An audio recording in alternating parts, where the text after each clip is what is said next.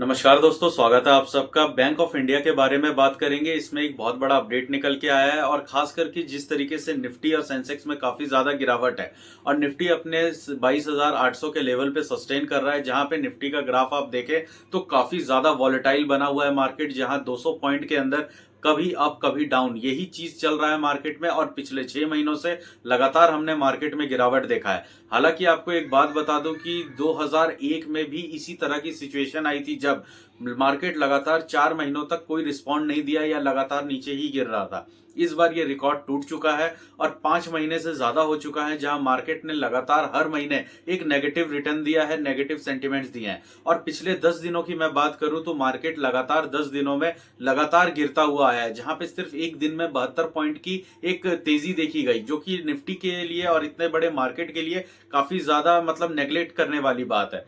अगर मैं यहाँ पे बैंक ऑफ इंडिया से जुड़े हुए एक पॉजिटिव न्यूज की बात करूं तो उसी के साथ साथ आपको यह भी पता होना चाहिए कि बैंक ऑफ इंडिया का जो all time high share price है वो 158 रुपीज का था, जहां से ये 42% तक अपने डिस्काउंट पे ट्रेड कर रहा है। 42% तक की गिरावट के बाद शेयर इस समय 97 के रेट पे, जो 97 का करंट मार्केट प्राइस है, वहां पे ट्रेड करता दिख रहा है।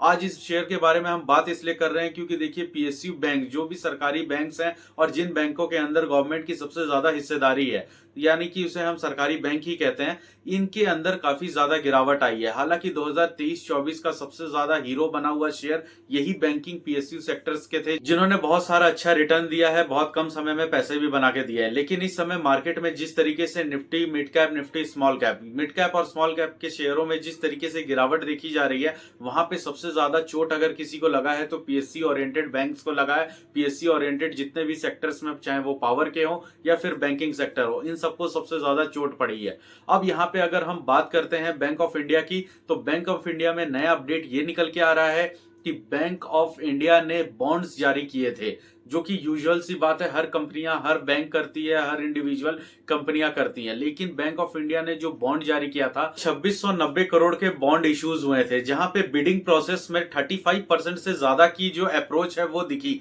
इन्वेस्टर्स के तरफ से, जहां 8,845 करोड़ तक की बिड लगते हुए दिखी। लेकिन बैंक को सिर्फ 2,690 करोड़ के ही बॉन्ड्स जारी करने थे। तो ये चीजें दिखाती हैं कि जब एक बैंक प्रपोजल लेके आ रहा है बॉन्ड के लिए, मार्केट से पैसा उठाना चाहता है, और मार्केट से जब 2690 करोड़ रुपए का अमाउंट उठाना चाहता है, लेकिन उसके एवज में जो बिडिंग लगती है, जो अप्लाई करते हैं एचएनआईज और बड़े बड़े इन्वेस्टर्स, उन्होंने 8,845 करोड़ रुपए तक देने को तैयार है। यहाँ पे 35% से ज्यादा का सर्ज अमाउंट आना, ये बैंक के लिए काफी ज्यादा अच्छी बात होती है। हालांकि ये जो 10 ईयर बॉन्ड डील्स है, ये इस बॉन्ड को 10 साल के प्रीमियम पे लिया जा रहा है, जहां पे जो इन्वेस्टर्स हैं उनको 7.5% का ही एक तरीके से रिटर्न मिलेगा पर ईयर पे। लेकिन फिर भी ये देखिए कि एक एफडी के आसपास का रिटर्न दे करके एक बॉन्ड के थ्रू एक बैंक ने इतना ज्यादा अमाउंट उठाया है, जहां पे उस अमाउंट से भी 35% ज्यादा की बिडिंग प्रोसेस लगी है। ये काफी ज्यादा पॉजिटिव सेंटिमेंट लेके आता है। लेकिन उसके बाद भी आज के ट्रेडिंग सेशन में आप बैंक ऑफ इंडिया का शेयर प्राइस देखेंगे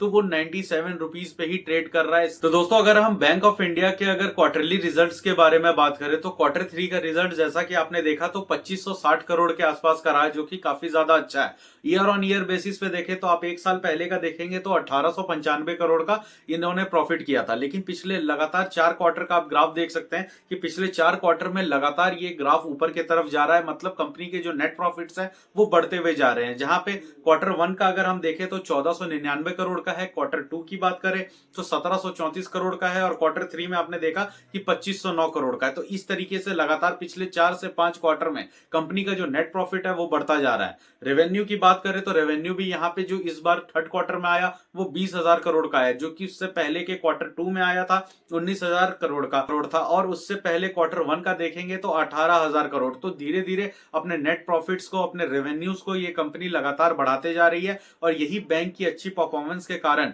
इसके जो बॉन्ड्स है, रिजर्व बॉन्ड्स है, वो बढ़ते जा रहे हैं, कंपनी का कैश फ्लो बढ़ रहा है। तो इन सब चीजों के वजह से जो इनका 10 ईयर का ईयर बॉन्ड था इसे काफी अच्छा रिस्पॉन्स मिला है। अब रह गई शेयर प्राइस की बात, तो मार्केट की इस तरह के नेगेटिव सेंटिमेंट्स की वजह से शेयर प्राइस में काफी ज्यादा डिक्लाइन देखने को मिला है, जो कि आने वाले समय में हो सकता है कि बैंक का या बाकी अदर जितने भी पीएसयूज बैंक है जिनमें इस समय शेयर प्राइस काफी ज्यादा डिस्काउंट पे चल रहा है, और कंपनी के बैलेंस शीट के हिसाब से अगर उनको वापस एनालाइज किया जाए और मार्केट वापस से रिकवरी के मोड पे आता है, जहां की इसके शेयर होल्डिंग पैटर्न की बात करें तो गवर्नमेंट का 73% का हिस्सा है, जो कि 4-5 साल से लगातार वही है, ना कम हुआ है ना ज्यादा हुआ है। तो 73% काफी ठीक होता है गवर्नमेंट की हिस्सेदारी के हिसाब से। वैसे भी सेबी कहती है कि 75% से ज्यादा नहीं होना चाहिए। रह गई एफआईज की बात, तो एफआईज ने इस बार बिकवाली की है, तो थोड़ा सा उनका स्टेक कम हुआ है, 12% से 11.83 का हुआ है। और यहाँ पे अगर किसी ने स्टेक बढ़ाया तो वो डीआईज है, यानी कि म्यूचुअल फंड की 5% के आसपास इन्होंने बढ़ा दिया। इस बार का स्टेक 3% से 5 तक लेके गए हैं, और बाकी पब्लिक ने अपनी हिस्सेदारी 7% तक बढ़ाई है। तो ये सब चीजें देखकर, तो दोस्तों ये तो था बैंक ऑफ इंडिया से जुड़े हुए नए डिटेल्स और कुछ टेक्निकल एक्सपेक्ट्स। अगर आपको ये डिटेलिंग अच्छी लगी, इन्फॉर्मेशन अच्छी लगी, तो आप इस वीडियो को लाइक करें, चैनल को सब्सक्राइब करें। दोस्तों मिलते हैं अगले वीडियो में। नमस्कार।